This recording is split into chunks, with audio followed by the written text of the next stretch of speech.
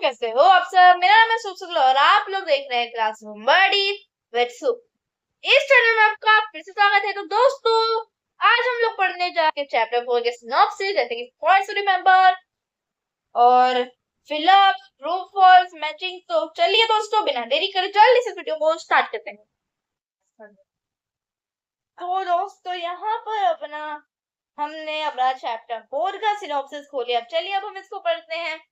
Points to remember मतलब याद रखने योग्य महत्वपूर्ण चीज। एमसीक्यू मतलब बहुविकल्पीय प्रश्न।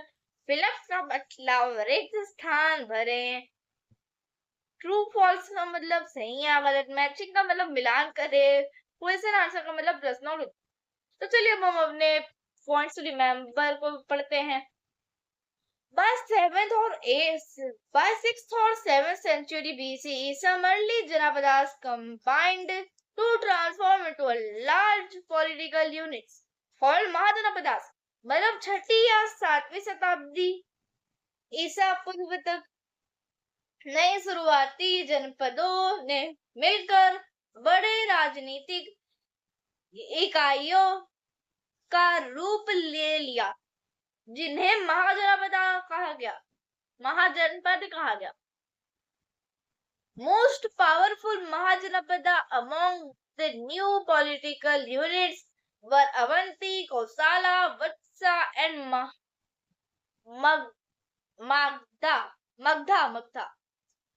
मतलब जो नई राजनीतिक इकाइयों में सबसे शक्तिशाली महाजनपद कौन थे? अवंती थे, कौशल थे, वत्स थे और मगध थे।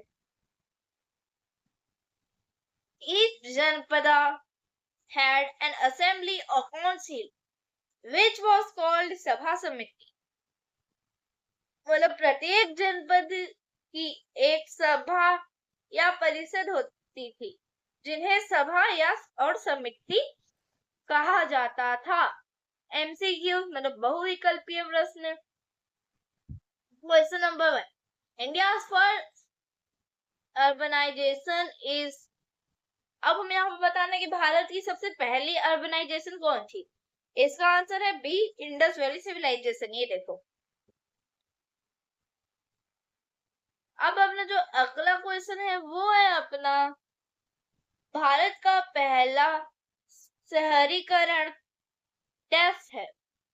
नील नदी की सभ्यता, सिंधु घाटी की सभ्यता, महानदी की सभ्यता या फिर सिंधु कावेरी सभ्यता। तो इसका आंसर है बी, सिंधु घाटी सभ्यता, मतलब Indus valley civilization. Question number 2 है, thus found fought wars and protected people were called dash। जनपद, क्षत्रिय, महाजनपदा या फिर सभा समिति।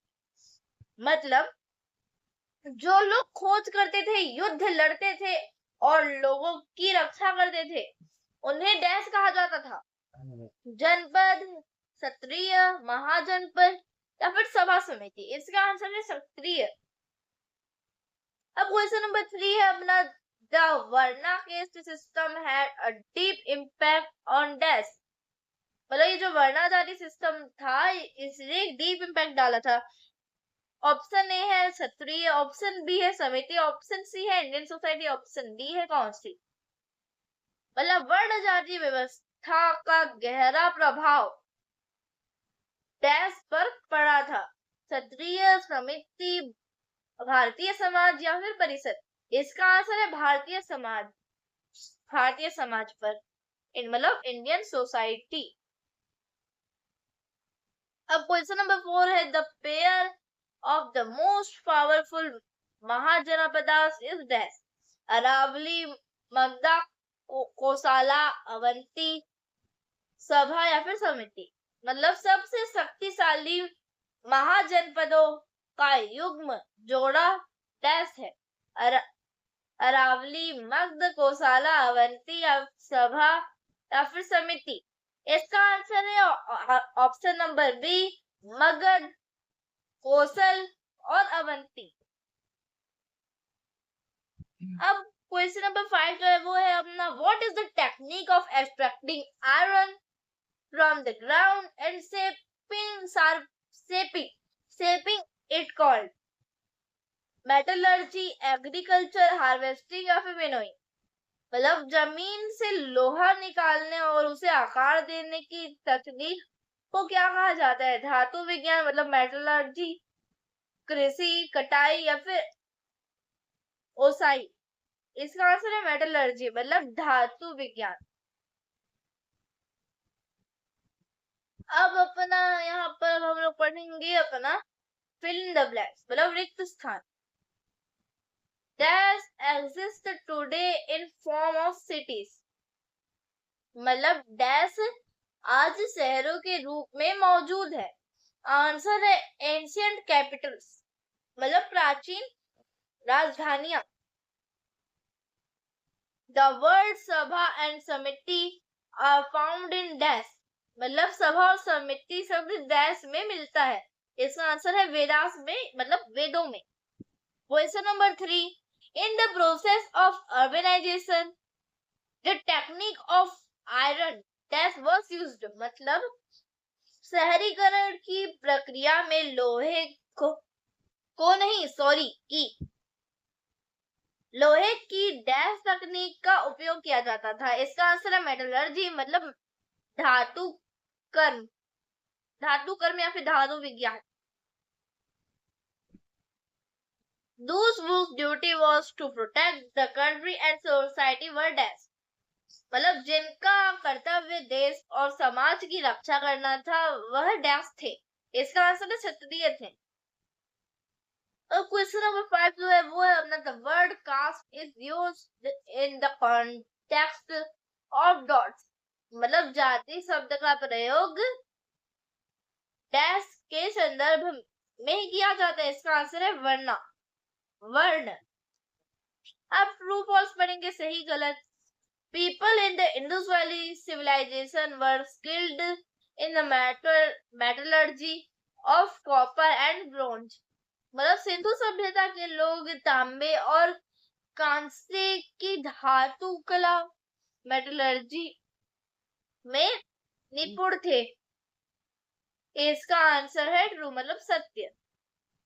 क्वेश्चन नंबर 2 है The early coins of India were made up of plastic मतलब भारत के शुरुआती सिक्के प्लास्टिक के बने होते थे। इसका आंसर है फॉल्स मतलब असत्य। अब the वर्ण system divided the work of society मतलब जो वर्ण व्यवस्था ने समाज के कार्यों को विभाजित किया। इसका आंसर है ट्रू मतलब सत्य। Question number 4 Shishupalgarh is currently known as Bhubaneswar मतलब जो शिशुपालगढ़ को वर्तमान में भुवनेश्वर के रूप में जाना जाता है। इसका आंसर है ट्रू मतलब सत्य। अब मैचिंग मिलान करें। The latter half of first millennium BCE dash regional culture मतलब ईसा पूर्व पहली शताब्दी का उत्तरार्ध मतलब क्षत्रिय संस्कृति का पुनर्गठ। तो अब जो अपना अगला है वो है अपना ग्रुप ऑफ जनपदास या फिर महाजनपदास। ग्रुप ऑफ जनपदास का मतलब क्या होता है? महाजनपद जनपदों का समूह महाजनपद। आयरन वेपन स्वॉर्ड मतलब लोहे का हथियार तलवारें। एक्सपेंशन ऑफ ट्रेड मतलब नीड ऑफ करेंसी मतलब व्यापार का विस्तार मतलब मुद्रा की आवश्यकता। शूद्र वर्णा या फिर क्राफ्टमैन सर्विस वर्क इसका हिंदी अर्थ जो है वह है शूद्र। सेल्पर का मतलब होता है सेवा कार्य। अब जो अपना साउथर्न रीजन को क्या कहते थे? शूद्र का मतलब क्या होता है? शिल्पकार या फिर सेवा कार्य। क्या कार्य करते थे? शिल्पकार थे शिल्पकार थे और सेवा कार्य थे। साउथ रीजन का मतलब होता है प्रीशियस स्टोन्स या फिर स्प्रिंग्स हिंदी में मतलब दक्षिण क्षेत्र कीमती पत्थर या फिर स्रोत। मतलब जो है साउथ रीजन था उससे क्या मिलता था, एकदम कीमती कीमती पत्थर मिल जाते थे या फिर कुछ स्रोत मिलते थे, स्रोत मिलते थे। तो दोस्तों अगर आपको ये वीडियो पसंद आई तो इस वीडियो को लाइक करें, शेयर करें और चैनल को सब्सक्राइब करें ताकि मैं फ्यूचर में आपके लिए ऐसे और बढ़िया बढ़िया वीडियोस ला पाऊँ। और हाँ, मैं आपको ये चीज बताना भूल गया था कि हम इस चैप्टर के आगे का पार्ट अपने अगले वाले पार्ट पर करेंगे। क्वेश्चन आंसर और short question answer, long question answer जितना भी बचा है उसको हम करेंगे अपने अगले पार्ट पर। और एक और चीज है कि मेरा गोल है 1 साल के अंदर 500 सब्सक्राइबर्स पूरे करना, तो प्लीज जल्दी से जाइए और मेरे चैनल को सब्सक्राइब करिए। तब तक take care and bye bye.